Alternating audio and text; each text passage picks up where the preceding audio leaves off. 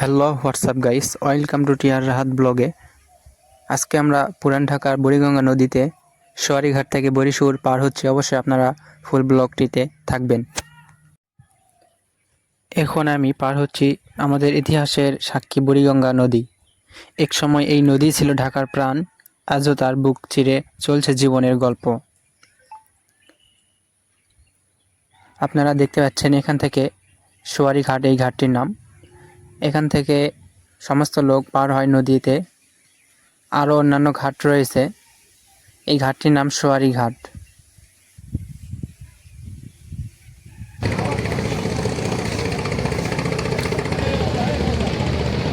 দেখতে পাচ্ছেন অনেক মানুষ নৌকাতে পার হচ্ছে এই পার থেকে ও পার।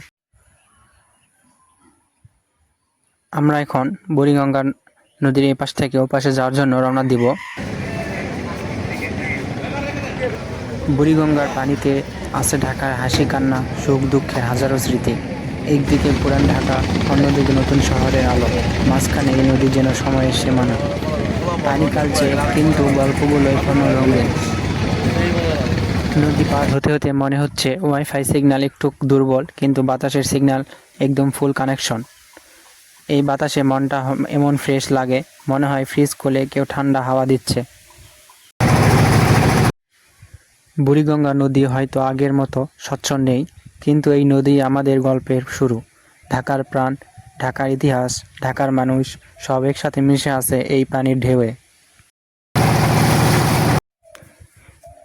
এই নদী হাওয়া আজও মনে করিয়ে দেয় পুরান ঢাকার গল্প।